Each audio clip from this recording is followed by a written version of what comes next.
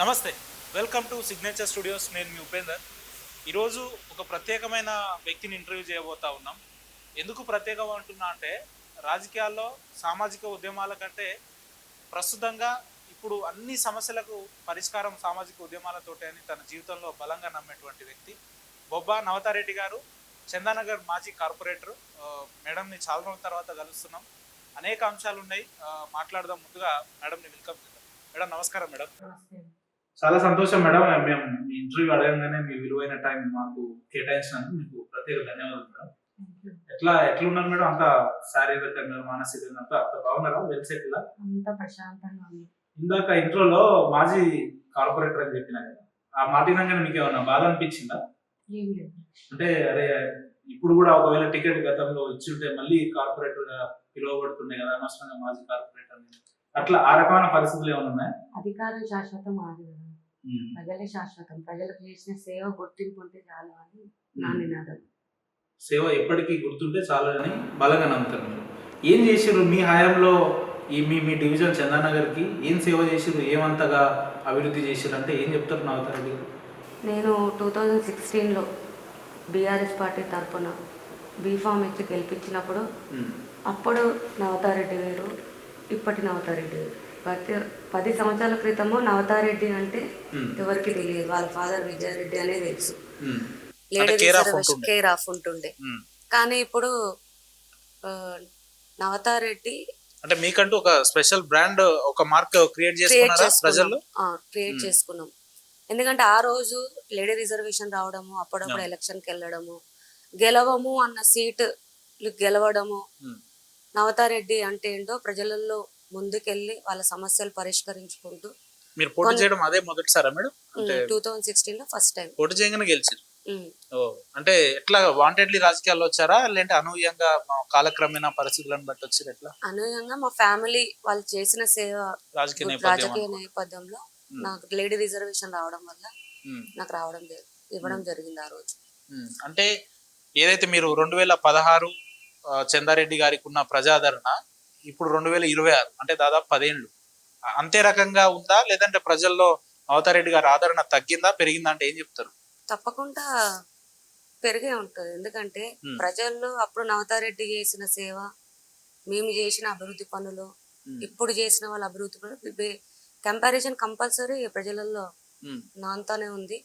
ఆ కంపారిజన్ కూడా నెక్స్ట్ రాబోయే జిహెచ్ఎంసీ ఎన్నికల్లో ప్రూవ్ చేస్తారు అని చెప్పేసి నాకు గట్టిగా నమ్మకం. పోటీ చేద్దామనే ఆలోచనలు ఉన్నారా?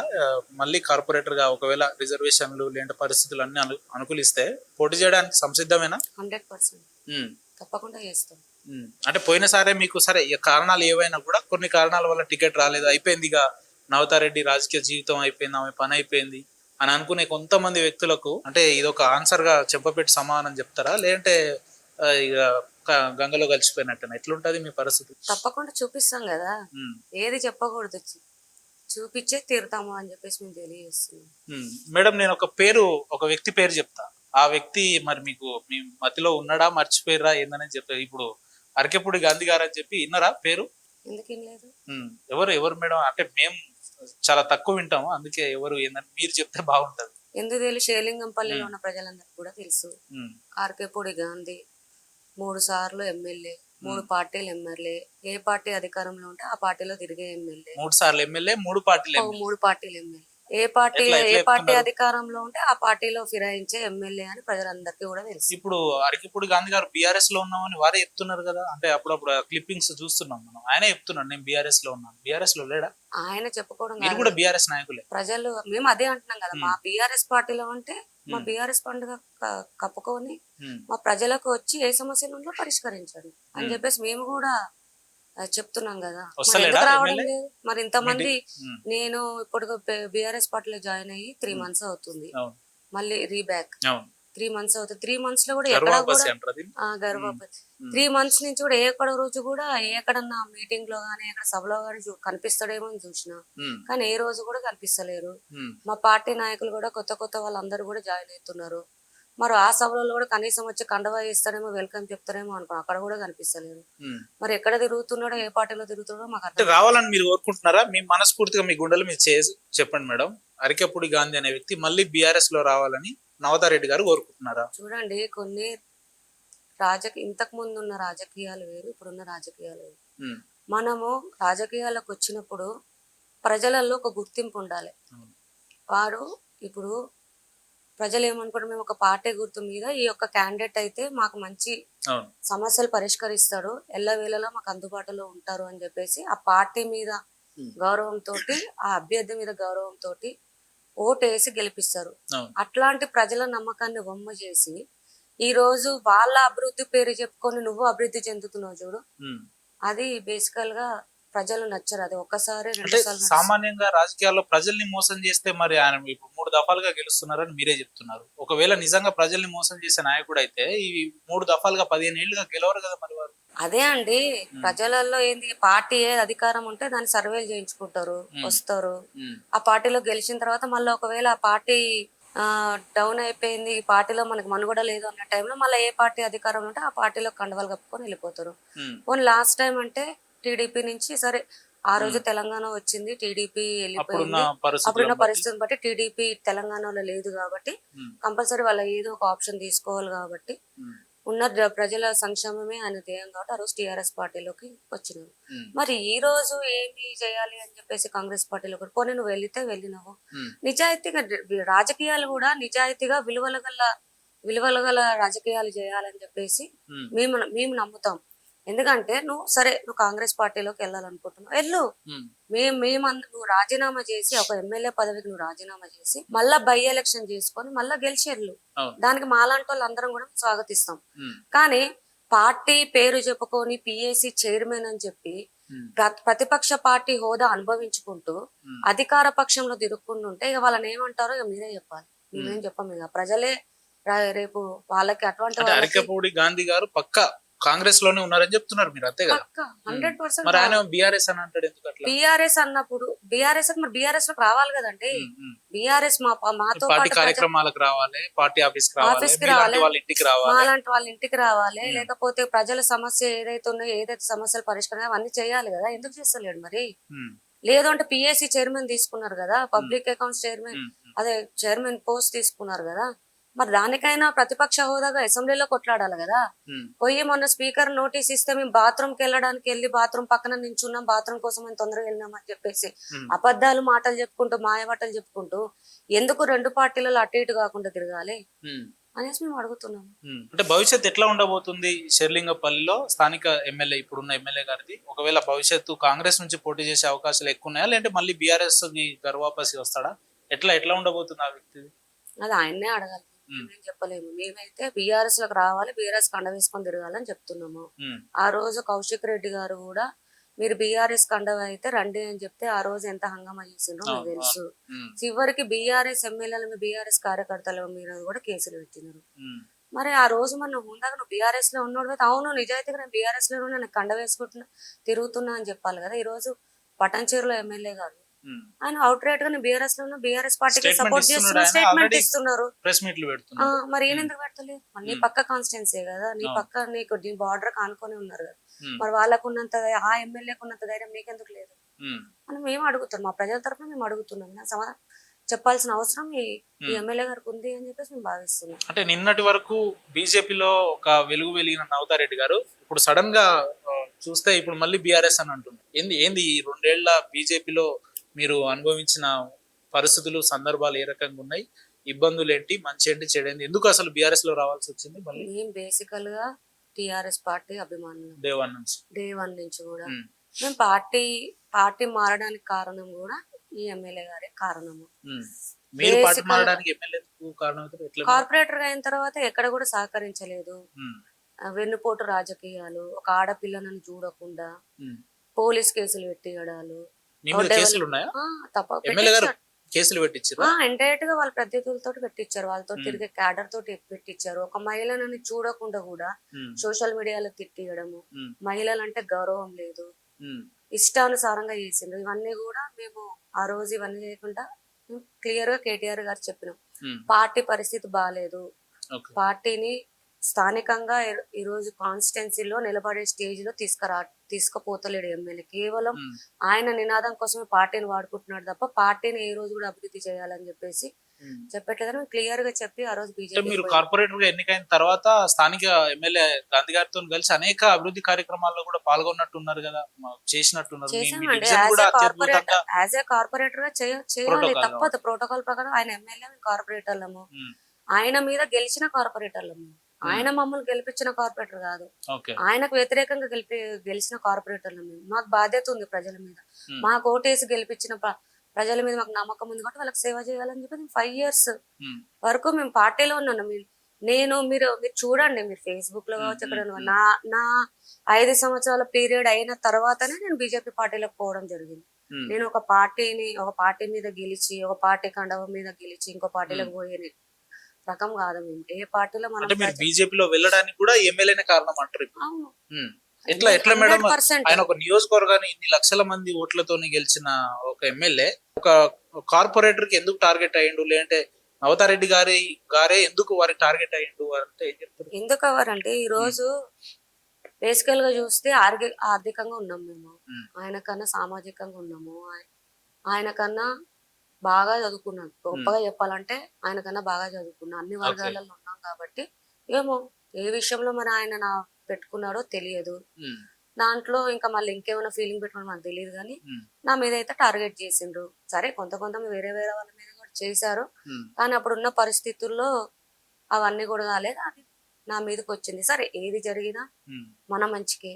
ఇంటర్వ్యూలో కొంచెం అన్ని నిజాలు చెప్తారని నేను ఆశిస్తున్నా మేడం. ఆశిస్తున్నట్టుగానే మీ అభిమానులు, ప్రేక్షకుల కోసం, ఎట్ ది సేమ్ టైం నా కోసం కూడా నిజాలు చెప్తారా? అంటే కొన్ని క్వశ్చన్లు ఇంకా డీప్ గా అడిగేట్టున్నాయి, అవన్నీ నిజాలు చెప్తామంటే చెప్పమండి.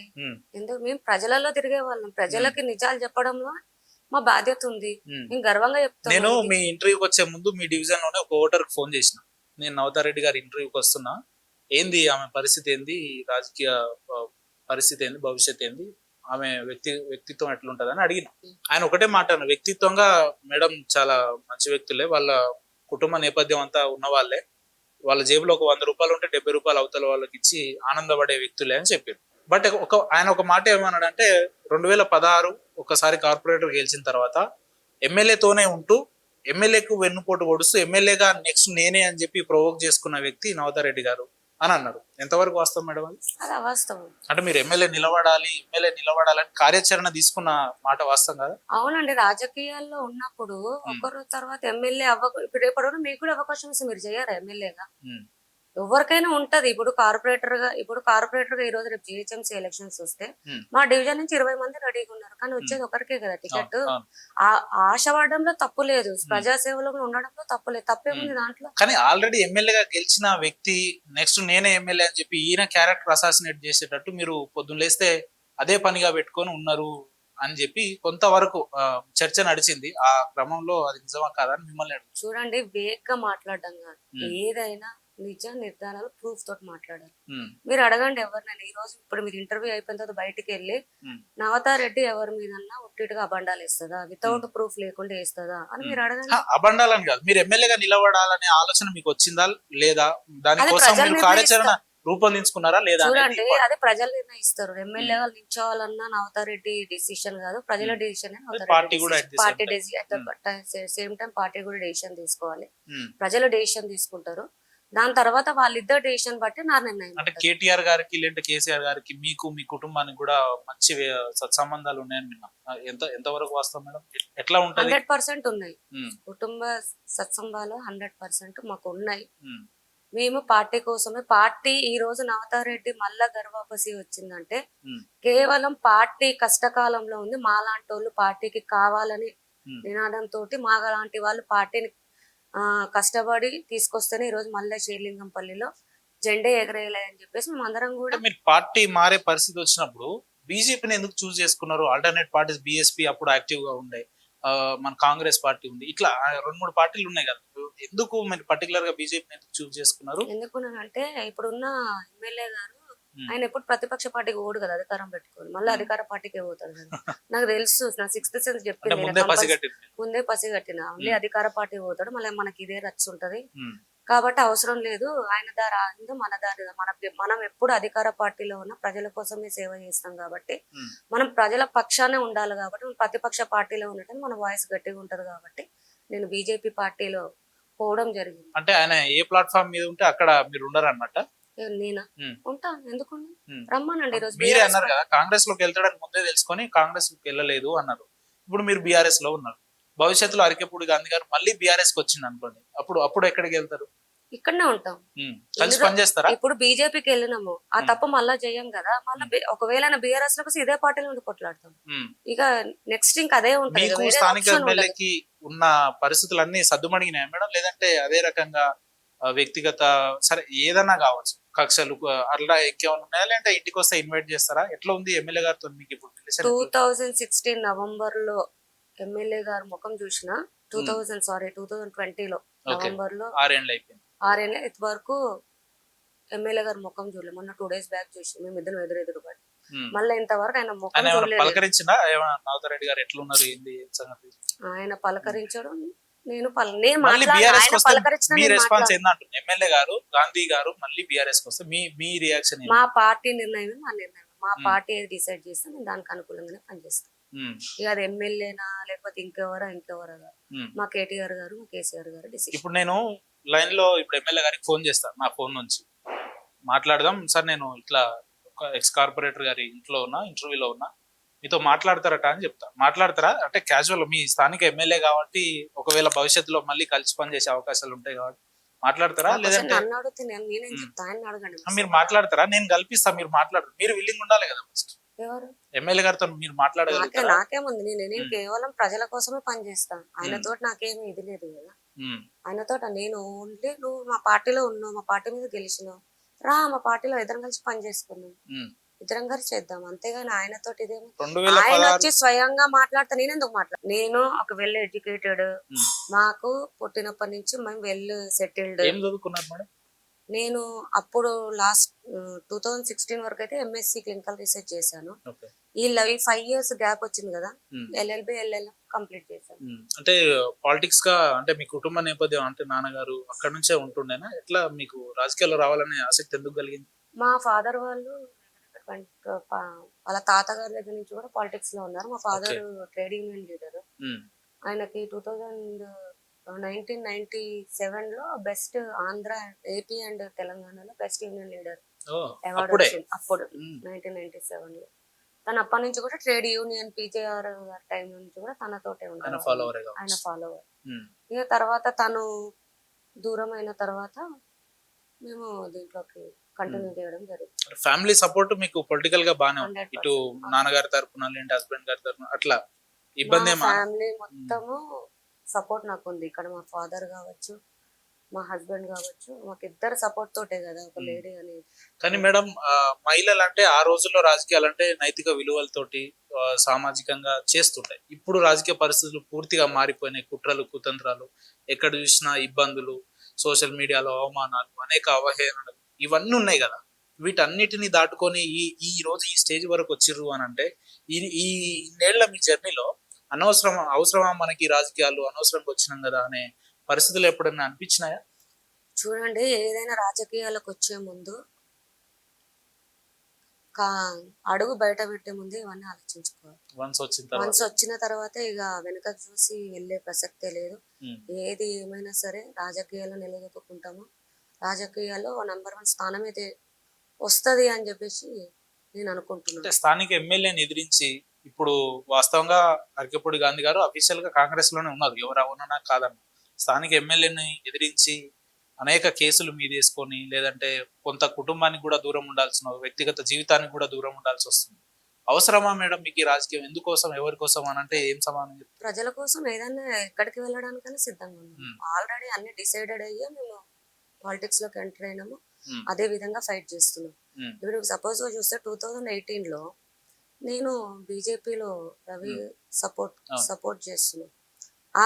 అప్పుడు ఒక సోషల్ మీడియా వారియర్ తోటి అసహ్యమైన మెసేజెస్ పెట్టించారు మా మీద. నా ఫోటో పెట్టి ఒక ఫేక్ ఐడి క్రియేట్ చేసి నేను వేరే వాళ్ళకి తిట్టినట్టుగా, వల్గర్ లాంగ్వేజ్ పెట్టినట్టుగా అనేక రకాలుగా వల్గర్ గా క్రియేట్ చేపించారు. మమ్మల్ని ఒక స్టేజ్ లోనే పెంచినారు. కష్టమైన సుఖమైన మనం నిలదొక్కుకోవాలనే ఉద్దేశంతో మమ్మల్ని పెంచినారు. అదే రాజకీయాల్లో వచ్చినప్పుడు కూడా చెప్పినారు, మనం రాజకీయాలు శాశ్వతం కాదు, ఈ రోజు సీట్ వచ్చినా మనం గెలుస్తామో లేదో గ్యారంటీ లేదు. అవును. ఒకవేళ గెలిచినా ఆ 5 సంవత్సరాల వరకే. మళ్ళా తర్వాత 5 సంవత్సరాలు ఏం జరుగుతుందో మనకు తెలవదు. కాబట్టి మనకున్న పదవీ కాలంలో మన ప్రజలతోటి మంచిగుండాలె. మన పేరు మనం సచ్చే వరకు మన పేరు ఉండాలి అని చెప్పేసి ఆ రోజు నాకు చెప్పి పాలిటిక్స్‌లోకి పంపించారు. ఉమ్.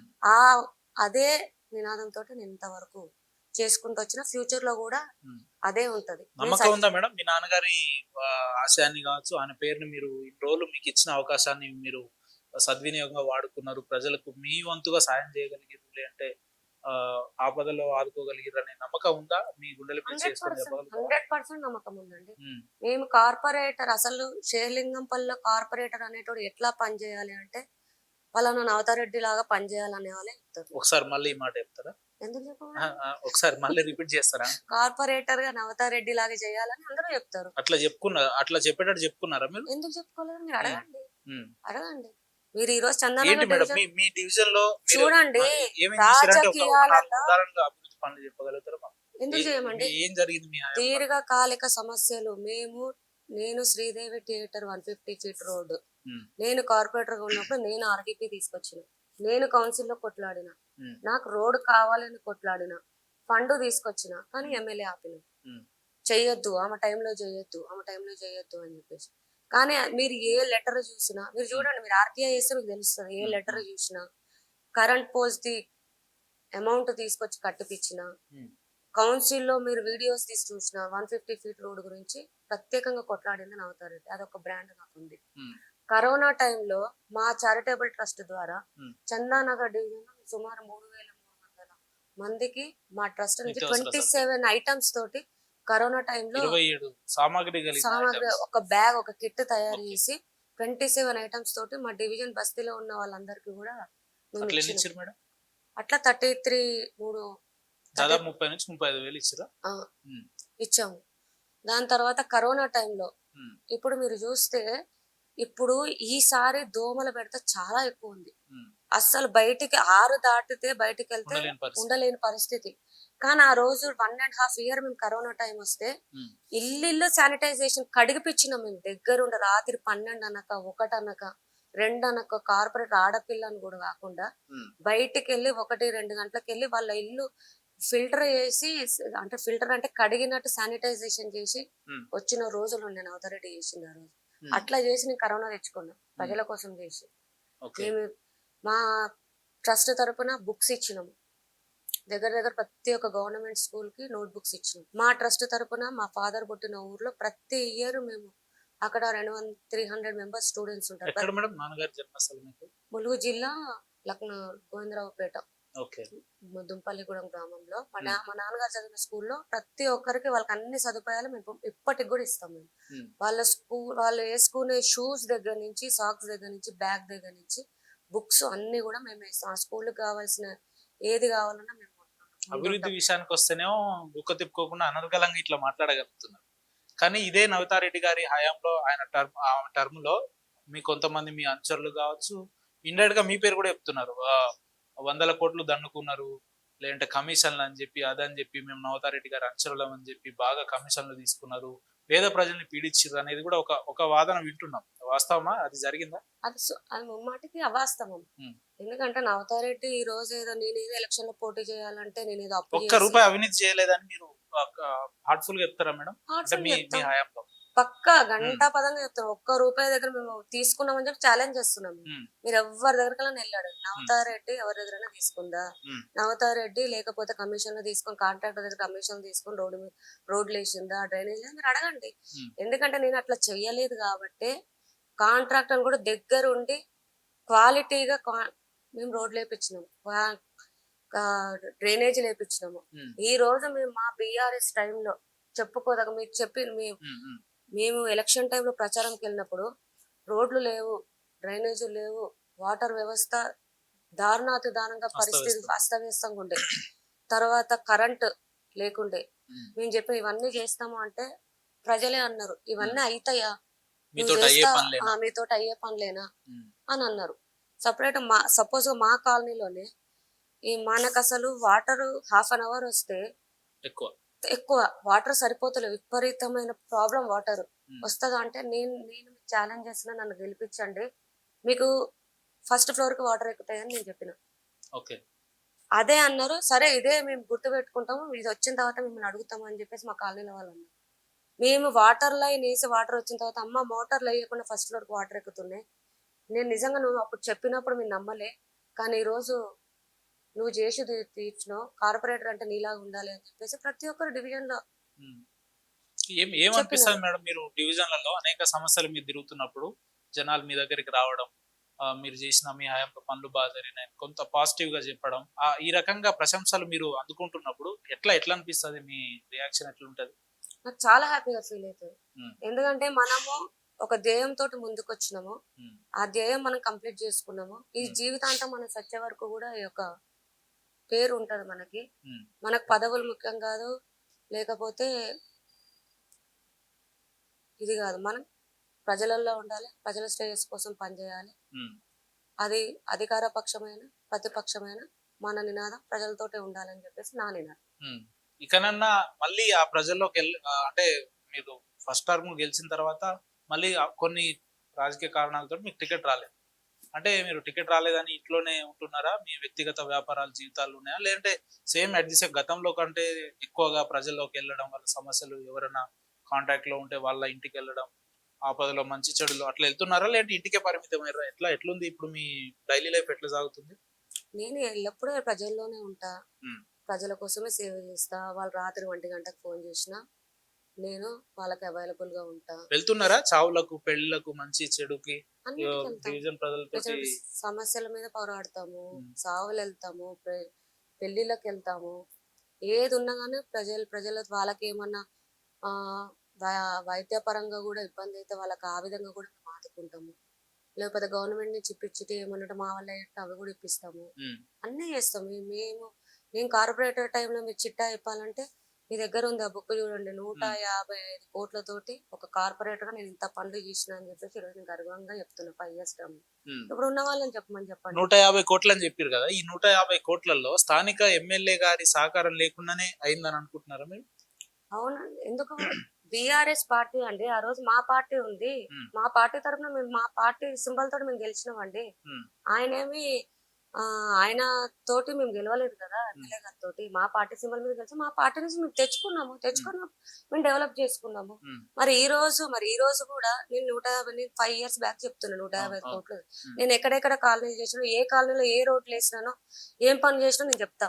ఓకే. ఇప్పుడున్న కార్పొరేట్ మీరు చెప్పమని చెప్పండి. ఉమ్, ఎన్ని కోట్లతో పని చేసిండ్రు, ఎవరు చేసినారు అని చెప్పి ఎక్కడెక్కడ తీసుకొచ్చుకో. చేశారు? ఉమ్, ఇప్పుడు వాళ్ళు 5 సంవత్సరాలు మా పార్టీ సింబల్ మీద గెలిచినారు. ఉమ్, 3 సంవత్సరాలు బీఆర్ఎస్ పార్టీలో ఉన్నారు. 2 సంవత్సరాలు కాంగ్రెస్ పార్టీలో ఉన్నారు. ఇప్పుడు కార్పొరేటర్లు అవును. 2 సంవత్సరాల్లో ఏం అభివృద్ధి చేశారు, 3 సంవత్సరాలు వాళ్ళని చెప్పమని చెప్పండి. ఉమ్. నీకు ఎందుకు మేడం, నేను మీ ఇంటికి వస్తుంటే మొత్తం అభివృద్ధి పనులు జరుగుతున్నాయి, మొత్తం ఏడ చూసినా శిలాఫలకాలు ఉన్నాయి, ఎమ్మెల్యే గారి పేరు ఉంది, స్థానిక కార్పొరేటర్ల పేర్లు ఉన్నాయి, ఇక పనులు బాగానే అవుతున్నట్టున్నాయి కదా, మొత్తం ఏడ చూసినా శిలాఫలకాలు, కొబ్బరికాయలు కొట్టినట్టు ఓపెనింగ్ చేసినట్టు ఉన్నాయి కదా? ఎమ్మెల్యే ఎలక్షన్ టైంలో ఉమ్, 2023లో సేమ్ ఇవే పద్ధతి. ఎలక్షన్ వచ్చేస్తుంది కాబట్టి మేము ఇవి చేస్తున్నాం ఇప్పటి వరకు కాలేదు. ఉమ్, శిలాఫలకాలు వేసిస్తున్నాము, మీకు పనులు చేస్తున్నాము అని చెప్పినారు. ఉమ్, మీకు సపరేట్ గా చూపిస్తాను. నేను ఒక శిలాఫలకం చూపిస్తాను. 2023లో ఉమ్, హఫీజ్పేట్ డివిజన్ లో కమ్యూనిటీ హాల్ కోసం అని శిలాఫలకం వేసింది. ఉమ్. ఎమ్మెల్యే సిడిపి ఫండ్స్ 2023 23 అంటే 3 ఏళ్ల కింద. 3 ఏళ్ళ కదా ఎమ్మెల్యే ఎలక్షన్ కి ఒక 1 month ముందు ఉమ్, ఉమ్. వేసిండు. ఇంతవరకు అది పని కాలేదు. ఇప్పటికి అట్లే ఉందా? ఇప్పటికి అట్లనే ఉంది. మీకు చూపిస్తాను నేను ఆ ఓకే. శిలాఫలకం నా దగ్గర. ఉమ్, ఇప్పుడు ఈ శుభోదయ కాలనీలో నేను మొన్న ఒక ప్రోగ్రామ్ చేశాను. Okay. Last year January 9th కి ఉమ్, వేసిండు శిలాఫలకం, రోడ్ వేస్తా అని చెప్పి. ఇంతవరకు అక్కడ కాలేదు. మొన్న నేను ఇలా శిలాఫలకానికి కేక్ కట్ చేసి ఉమ్, నిరసన తెలియజేసి వచ్చింది.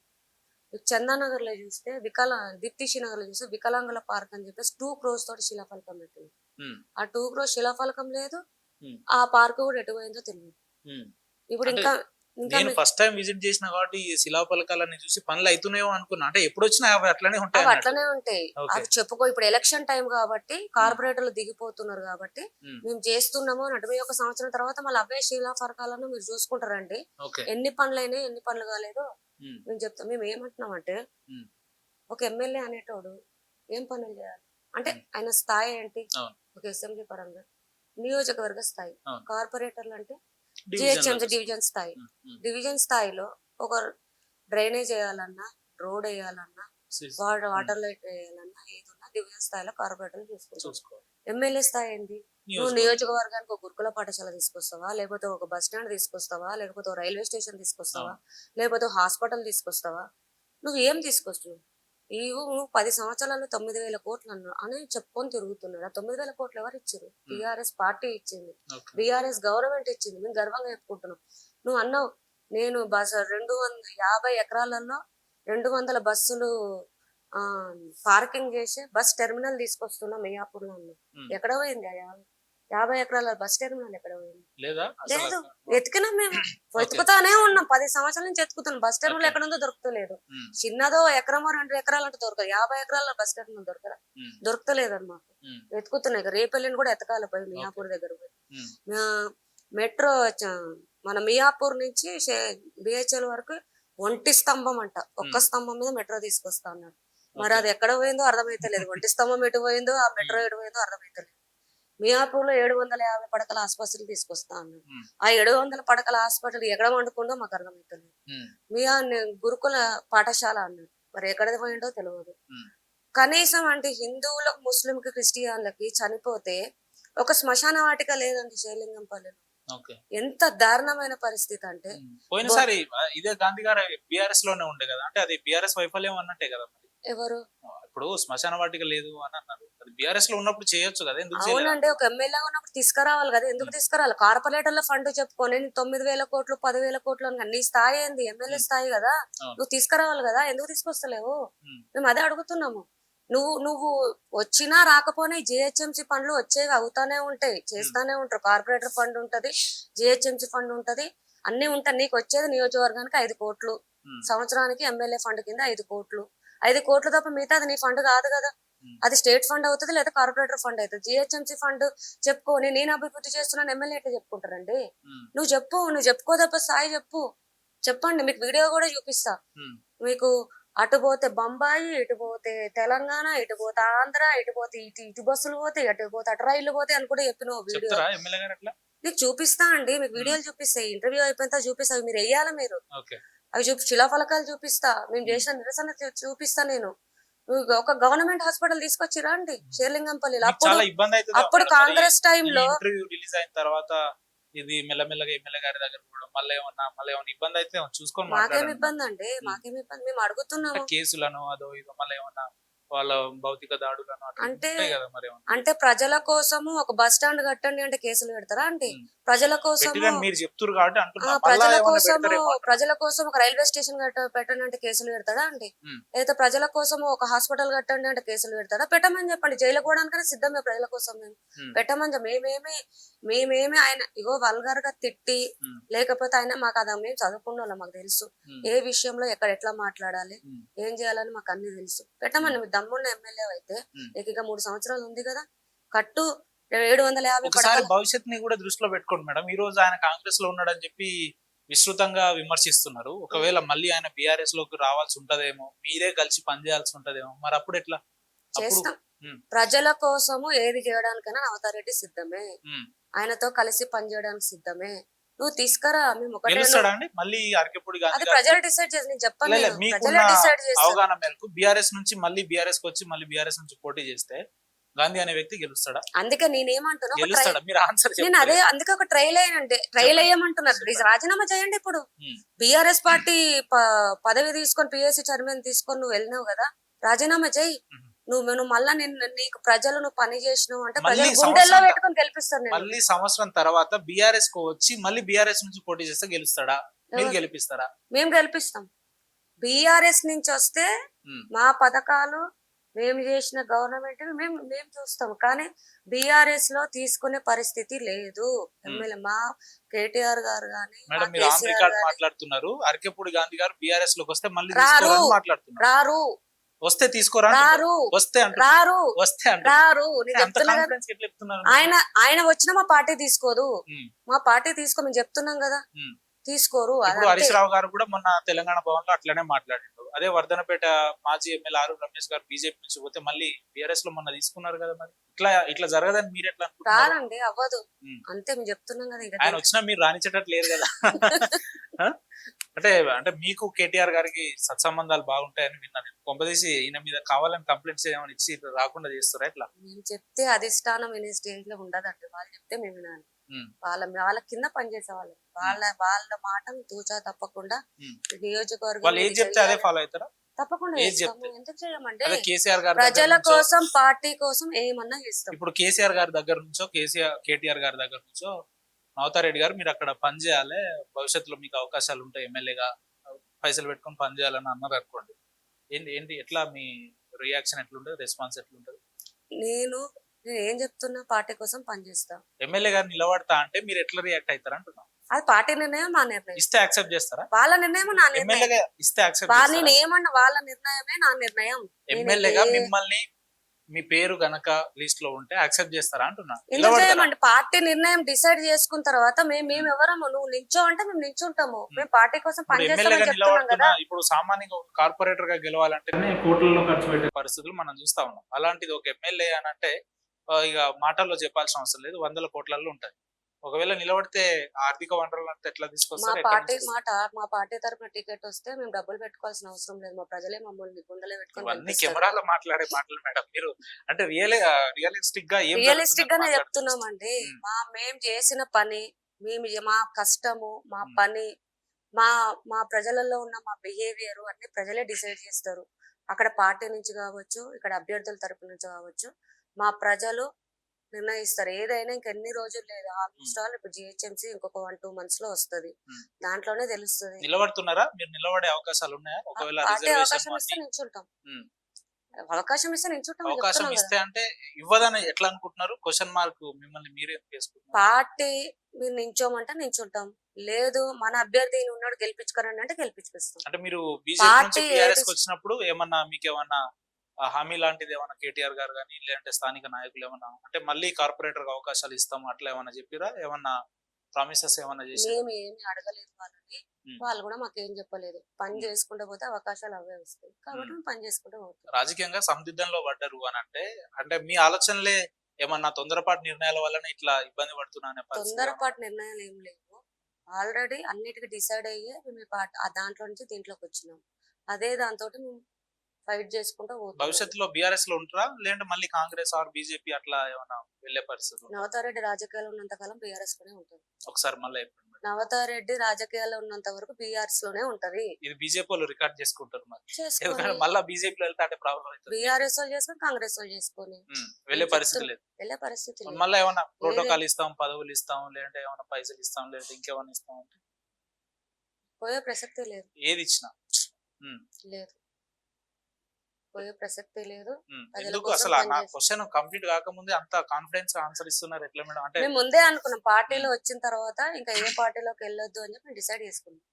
డిసైడ్ చేసుకున్న తర్వాత పార్టీలోకి రావడం ఓకే, జరిగింది. రాజకీయ నవతారెడ్డి గారు తన రాజకీయ జీవితంలో కార్పొరేటర్ గా అవకాశం వచ్చింది. ఫర్ ద ఫస్ట్ టైం గెలిచిరు, పోటీ చేసిన మొదటిసారి గెలిచిరు, దిగ్విజయంగా ఆ టర్మ్ అంతా పూర్తి చేసి. ఇప్పుడు భవిష్యత్ ఏంటి నవతారెడ్డి గారిది అంటే సూటిగా ఏం చెప్తారు? నేను చెప్పాను కదా, పార్టీ ఏది అవకాశం ఇస్తే నవతారెడ్డి వచ్చేస్తుంది. అంటే కార్పొరేటర్ గా కానీ ప్రజలలో ఎప్పుడూ ఉంటది నవతారెడ్డి. ఉమ్, పార్టీ నినాదమే, పార్టీ లైన్ జవదాటము. ఉమ్. కాబట్టి ప్రజలలోనే సరే, ఉంటా. పార్టీ పని నినాదం చేసుకుంటూ పోతాం. అవకాశాలు అవే కానీ వస్తాయి. వ్యక్తిగతం మీకు కూడా ఉంటది కదా, నెక్స్ట్ కార్పొరేటర్ గా పోటీ చేయాలనో లేదంటే ఎమ్మెల్యేగా చేయాలనో లేదంటే ఏదైనా చైర్మన్ పదవులు తీసుకోవాలి, మీకు కూడా ఏదో ఒక ఆలోచన ఉంటది కదా. మీ ఇప్పుడు మీ ఆశ డెస్టినీ ఏంటి అనేది పాలిటిక్స్ లో అంటున్నా. అనేది అందరికీ ఉంటది. ఉమ్. కానీ మీ ఆశ ఏందో చెప్పండి. దానికి అదృష్టము అన్ని కూడా కలిసి రావాలి. అవును. అది కొంతమందికి ఎన్ని రోజులు ఎన్ని సంవత్సరాలు రాజకీయాల్లో ఉన్నా కలిసి రాదు. ఉమ్. కొంతమందికి నువ్వు ఈ రోజు అడుగు పెట్టంగానే అవకాశాలు వస్తాయి. అవును. అది మనం పని చేసుకుంటూ పోతే వచ్చే అవకాశాలు వస్తానే ఉంటాయి. బేసికల్ గా మనం ఏందో మనం ప్రూవ్ చేసుకోవాలి. సరే, మీరు చెప్పకున్నా భవిష్యత్తులో మీకు కార్పొరేటర్ అవకాశాలు వస్తే స్థానిక ఎమ్మెల్యేకు మీకేమో అసలు ఈ నాగుపాము ముంగేసి లెక్క ఉన్నది ఇక్కడ పరిస్థితి. ఆయనని ఎదిరించి మీరు కార్పొరేటర్ ఎట్లా గెలుస్తాం అనుకుంటున్నారు? ఏ రకంగా బయటపడతారు మీరు అని అంటే మీ మేము దగ్గర ఉన్న చేసిన- కార్యాచరణ ఏంటంటే? మేము చేసిన అభివృద్ధి, మా పార్టీ ఇచ్చిన పథకాలు ఇవన్నీ నన్ను గెలిపిస్తాయి అని చెప్పేసి మేము గంటపదంగా చెప్తాం.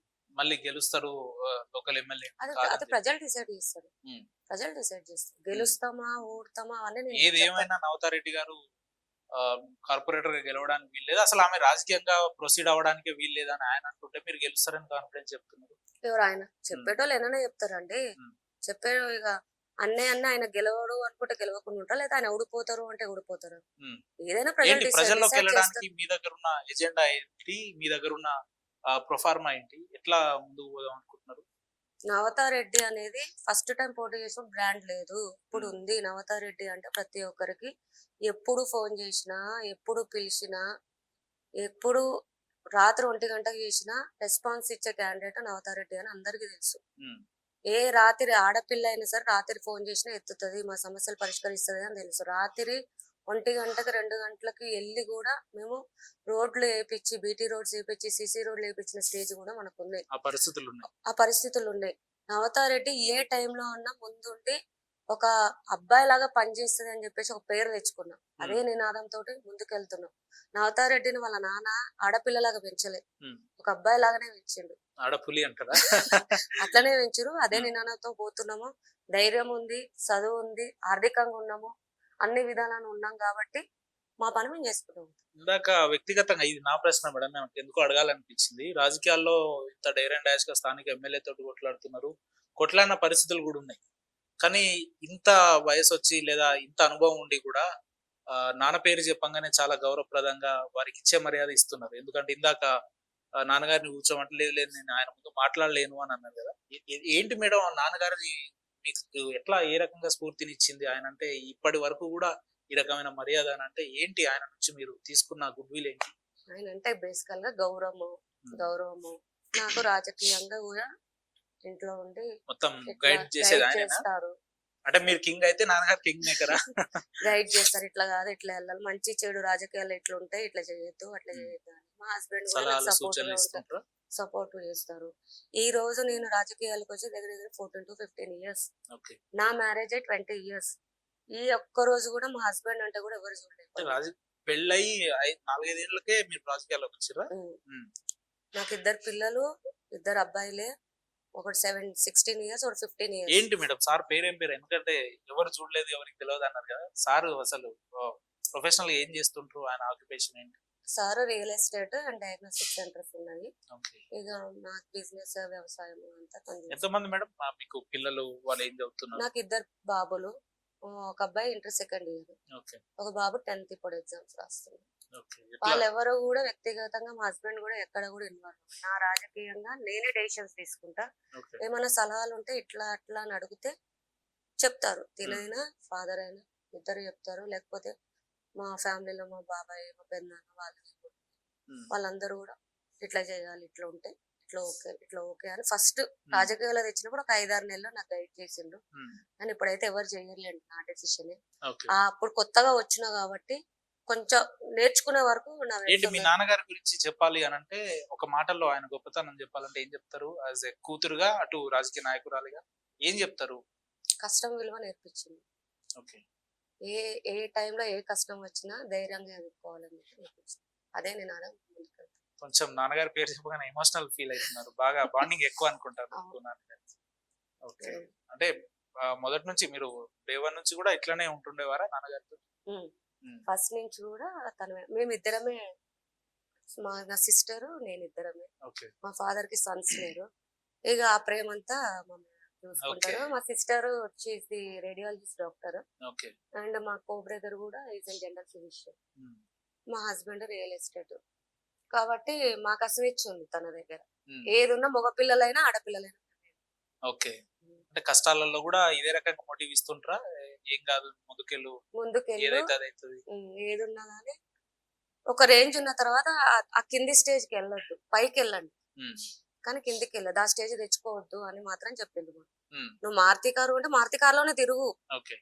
నువ్వు బెంజు కార్ ఆశ ఉంటే కొనుక్కో ఫ్యూచర్ లో, కానీ మళ్ళా స్కూటర్ తొక్కే స్టేజ్ కి వెళ్ళొద్దు అని చెప్పింది. అదే నేను అదంతా ముందుకెళ్తాను. ఓకే.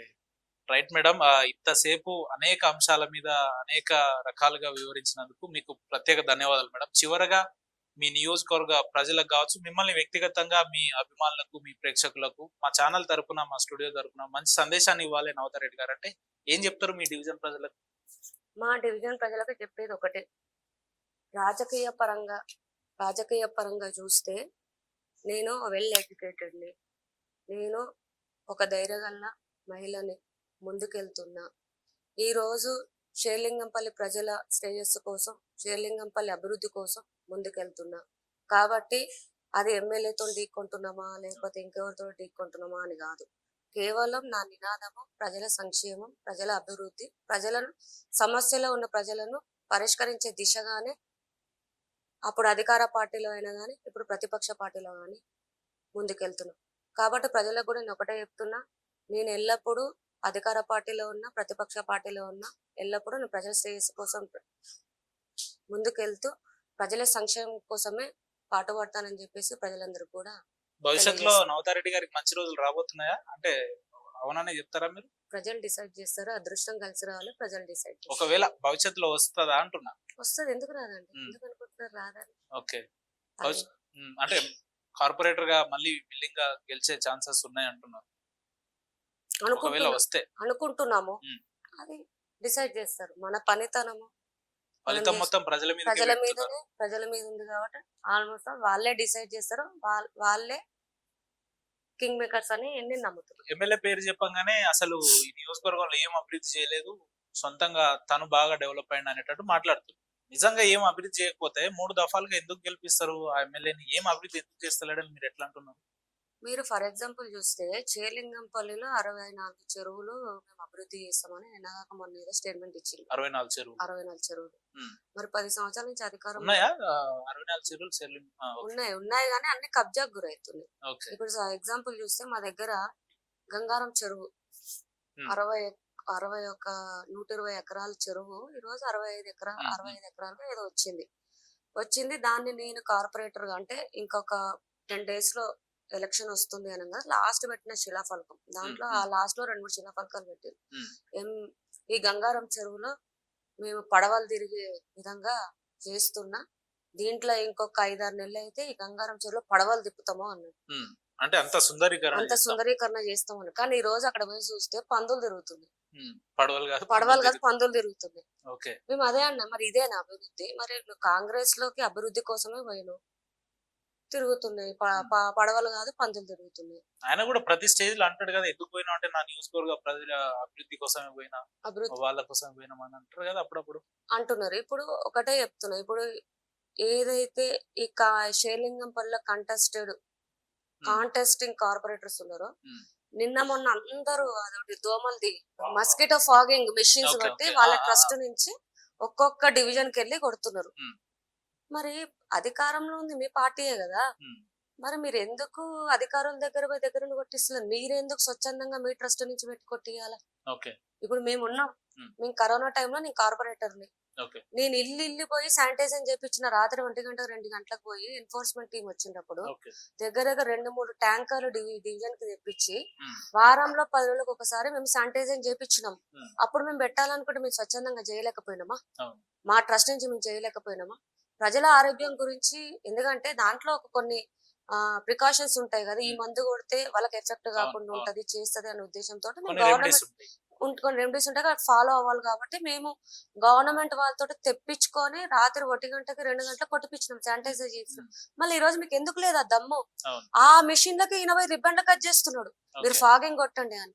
ఈ రోజు అట్లా పోతే ప్రజలకు ఏమన్నా జరగరాంది ఏమన్నా జరిగిందా? మెడిసిన్ వల్ల ఏమైనా ఎఫెక్ట్ అయ్యి జరిగి ఎవరు బాధ్యత తీసుకుంటారు? వీళ్ళు తీసుకుంటారా? గవర్నమెంట్ తీసుకుంటారా? కొన్ని వీళ్ళు ఫాగింగ్ మెషిన్స్ కొట్టి ఈ రోజు డివిజన్లలో తిరుగుతున్నారు, కనీసం వాళ్ళు పర్మిషన్ తీసుకున్నారా? జిహెచ్ఎంసీ నుంచి పర్మిషన్ తీసుకోవాలి, వీళ్ళ దగ్గర పర్మిషన్ ఉన్నాయా? మరి ఒక ఎమ్మెల్యే కదా, కనీసం ఫాగింగ్ చేయలేకపోతున్నావా? ఫాగింగ్ చేయించలేకపోతున్నావా కాన్స్టిట్యున్సీలో? అదైతే చిన్న మొత్తం ఫండే కదా, మరి ఎందుకు చేయించలేకపోతున్నారు? ఫాగింగ్ చేయించారు. నిన్న షబే భారత్ అని చెప్పి ముస్లిం వాళ్ళది 5 లక్షల, మా డివిజన్ లో 4 సర్కిల్ టెండర్స్ తీసినాను. ఆన్లైన్ టెండర్స్ లో తీస్తే పండగ రోజు మధ్యాహ్నము 12-2 గంటలకి టెండర్స్ ఓపెనింగ్ అండి. ఆ రోజు పండగ రోజు టెండర్లు. ఇక నువ్వు ఎప్పుడు పని చేస్తావు? అది వచ్చే సంవత్సరానికి. షేర్లింగంపల్లి అభివృద్ధికి ఇంత ఆమడ దూరం శిలాఫలకాలకే, కేవలం వందల శిలాఫలకాలు పెట్టి 1000 కోట్ల అభివృద్ధి చేస్తున్నాం చెప్పుకోవడానికే తప్ప ఒక ఎమ్మెల్యే ఫండ్ నుంచి శిలాఫలకాలు పెడితే పని కాదు. ఒక జిహెచ్ఎంసీ నుంచి సగం పనులు అయితే సగం కావు. ఈ కనీసం ఎంటమాలిటీ డిపార్ట్మెంట్ నుంచి కూడా ఫాగింగ్ చేసే పరికరాలు వస్తలేవు. ఇంకా ఇదే అభివృద్ధి షేర్లింగంపల్లిలో. ఏమనంటే గొప్పలు చెప్పుకుంటాడు. 9,000 కోట్లు తెచ్చింది మా గవర్నమెంట్. ఓకే. ఎమ్మెల్యే కాదు, మా గవర్నమెంట్ తెచ్చి మేము డెవలప్ చేసినాం. ఉమ్. నీకు దమ్ము ఉంటే మరి ఈ 2 సంవత్సరాలు నువ్వు పోయినావు కదా కాంగ్రెస్. కాంగ్రెస్ లోకి. 2 సంవత్సరాలు నువ్వేం డెవలప్ చేసినావు చెప్పు. ఉమ్. నీ గవర్నమెంట్ ఒక ఫ్లైఓవర్ వేసినావా, ఉమ్. ఒక ఆ దీని ఏమంటారు, ఒక మెట్రో తీసుకొచ్చినావా, ఉమ్. ఒక హాస్పిటల్ అంటే తీసుకొచ్చినా? ఇప్పుడు ఇలాంటి ప్రశ్నలు అడిగినప్పుడు ఆయన ఏమంటాడు అంటే అభివృద్ధి అనేది అది నిరంతర ప్రక్రియ జరుగుతూనే ఉంటది, మనం చేస్తూనే ఉంటాం అని అంటారు కదా మరి. అవునండి, మేము షేర్లింగంపల్లిలో దగ్గర నాకు ఎగ్జాక్ట్ గా ఫిగర్ తెలియదు, ఉమ్. నెంబర్ ఆఫ్ ఫ్లైఓవర్స్ వేసినాం. ఉమ్. మరి కాంగ్రెస్ టైం వచ్చిన తర్వాత ఒక ఫ్లైఓవర్ ఎందుకు, వాటికే పెయింటింగ్ వేసి వాటినే ఇనాగ్రేషన్ చేస్తాం. మేము మొదలు పెట్టి ఎండింగ్ లో వచ్చినవి వాళ్ళు పెయింటింగ్ వేసి ఇనాగ్రేషన్ వాళ్ళ స్టోన్లు పెట్టుకుని ఇనాగ్రేషన్ స్టోన్ పెట్టుకుంటారు. మరి నీ గవర్నమెంట్ లో 2 సంవత్సరాలు మరి ఇది శాంక్షన్ అయింది, ఇది ఇంతవరకు వచ్చింది అని ఎందుకు చెప్పలేకపోతున్నావు? ఉమ్. ఎమ్మెల్యేగా పెద్ద పెద్ద ప్రాజెక్ట్స్ ఏం తీసుకొచ్చినారు అది చెప్పాలి కదా. ఉమ్. ఎట్లా మరి ఇప్పుడున్న మీ బీఆర్ఎస్ లో గెలిచిన ఎమ్మెల్యే కాంగ్రెస్ లోకి ఉన్నాడు, ఆయన భవిష్యత్తులో బీఆర్ఎస్ లోకి వస్తాడా రాడా తెలియదు. ఇక్కడ బీఆర్ఎస్ నుంచి ఎవరు ప్రాతినిధ్యం వహిస్తున్నారు, ఎవరి అండర్ లో మీరు పనిచేస్తున్నారు అంటే? ఇప్పుడు ప్రస్తుతానికైతే కుకట్పల్లి ఎమ్మెల్యే కృష్ణారావు గారికి ఇన్ఛార్జ్ గా ఇచ్చారు. ఉమ్. ఆయన హ్యాండ్ ఓవర్ లోనే అందరం కూడా పనిచేస్తున్నాము. ఉమ్. పార్టీ డిసైడ్ చేస్తుంది ఏం ఉమ్. చేయాలి ఇప్పుడు అంటే ఎలక్షన్. భవిష్యత్తులో బీఆర్ఎస్ కి ఈ నియోజకవర్గం నుంచి పూర్వవైభవం రాబోతుందని పక్కా ఇలాంటి వస్తుంది. వికాస్ అయిన నాయకులు నమ్ముతున్నారా? పక్కా వస్తుంది, 100% వస్తుంది. షేర్లింగంపల్లిలో మళ్ళా 3వ సారి టిఆర్ఎస్ జెండా ఎగరేస్తాం. గాంధీ గారు అభ్యర్థి ఉన్నా గాంధీ గారు అభ్యర్థి ఉన్నా ఎవరైనా కానీ ఆ. 3వ సారి జెండా ఎగరేస్తాం. గాంధీ గారు ఉన్నా కూడా ఆయన గెలుస్తారా? ఎవరు గాంధీ గారు ఉంటారు, నేను చెప్తున్నా కదా. ఉండరు. ప్రత్యేకంగా మా ఉంటే పార్టీ అంటున్నా. చెప్పిన నినాదం ఏంటంటే ఉమ్. ఇన్ని రోజులు బయట వాళ్ళ నుంచి వచ్చినారు, అవును. ఈసారి లోకల్లో ఉన్న క్యాండిడేట్స్ కే వస్తది ఉమ్. అని చెప్తున్నారు. మా లోకల్ క్యాండిడేట్ మేము గెలిపించుకుంటాం. రైట్ మేడం, మీ అభిమానులు, మీ నియోజకవర్గ ఓటర్లు, మీ డివిజన్ ఓటర్లు ఆశిస్తున్నట్టు వ్యక్తిగతంగా నేను కూడా భవిష్యత్తులో మీరు మంచి అత్యున్నత స్థానంలో ఉండాలని వ్యక్తిగతంగా కోరుకుంటున్నా మేడం. తర్వాత స్థానం పోయిన తర్వాత మళ్ళీ ఒకసారి ఇంటర్వ్యూ ఇవ్వాలి మీరు, అది పక్కా. మర్చిపోవద్దు madam. Thank you madam, Thank thank you you. So much.